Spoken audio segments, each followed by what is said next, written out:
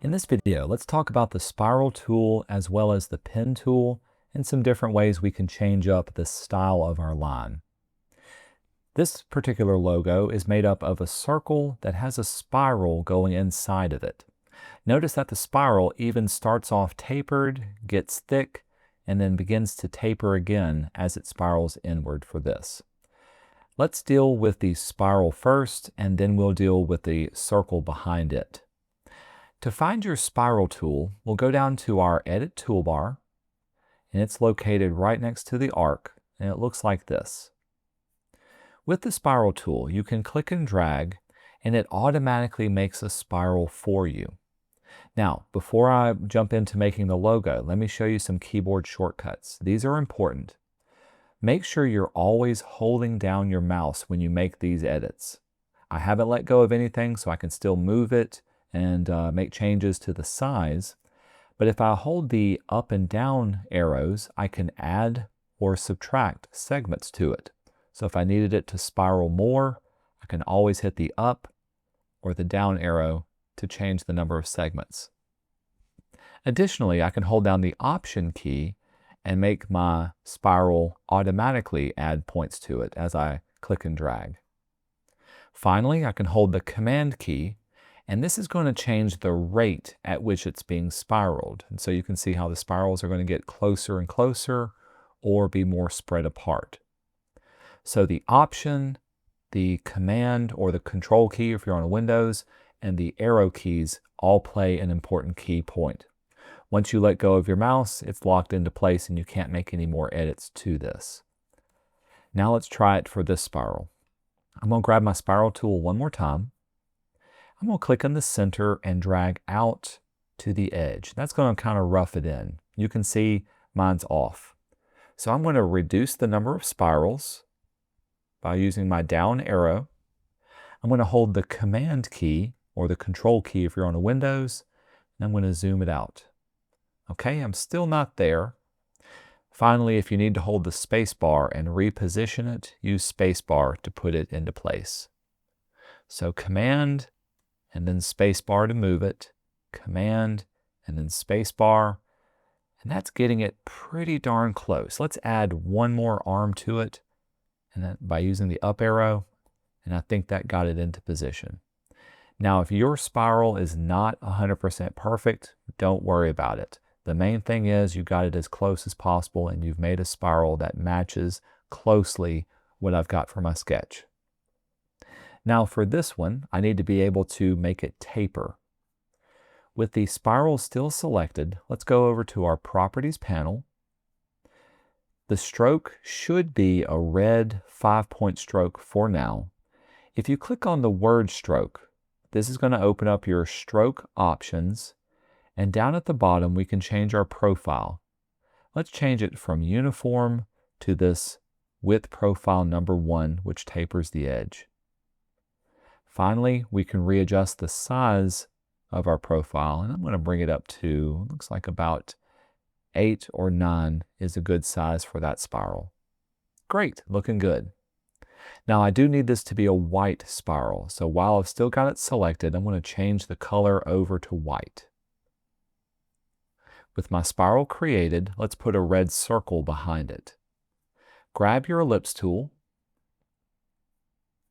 Remember, with the ellipse, you can hold the Option and the Shift key to draw off a circle.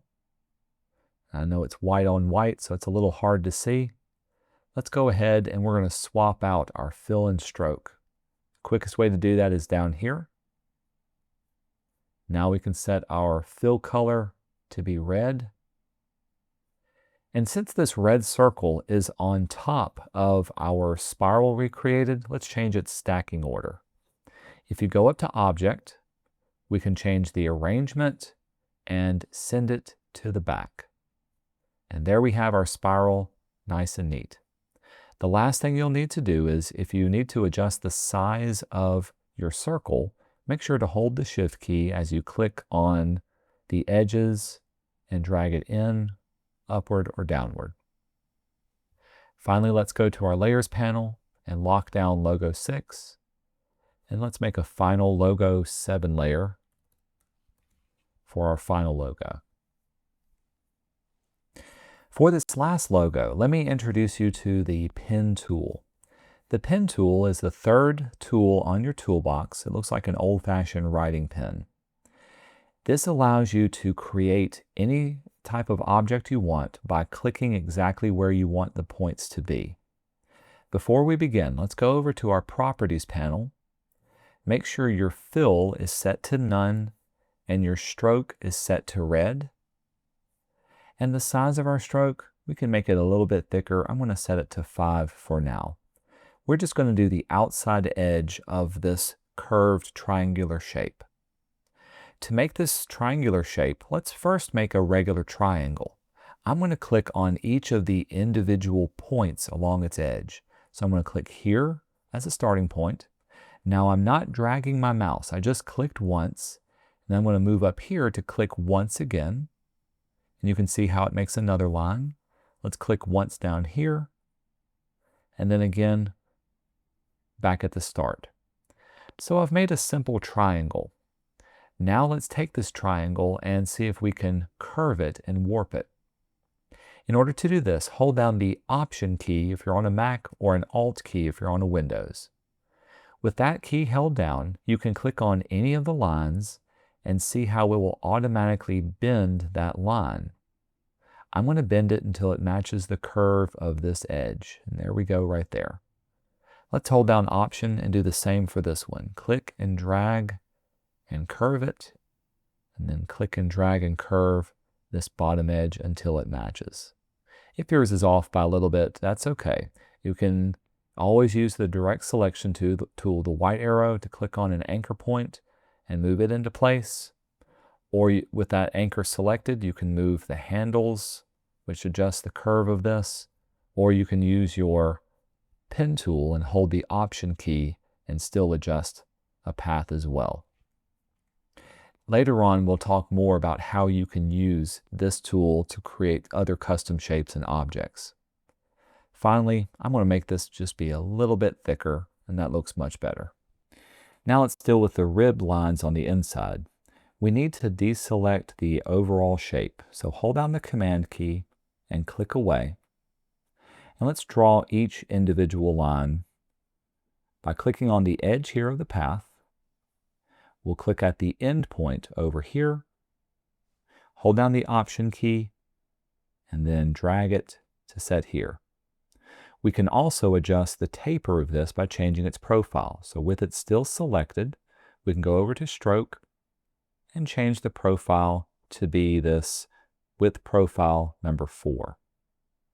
If necessary, you can also adjust the size of it to make it a little bit thicker to set it to there. That looks good with that one. Let's draw another one. First, we need to deselect this line. You can do Command and click away. We'll click right here, as well as the ending point over here. Hold down the Option key and click and drag till it matches the curve. You can let go. Let's go over and set this size to be much thicker, as well as clicking on the word Stroke and changing the profile to be width profile number 4. To deselect it, you can do Command and click away. And let's do the last one. One click here, as well as one click here. Hold the Option key and change the curve of it. Let's increase the size of it. And then finally click on the word Stroke and change the profile. Great.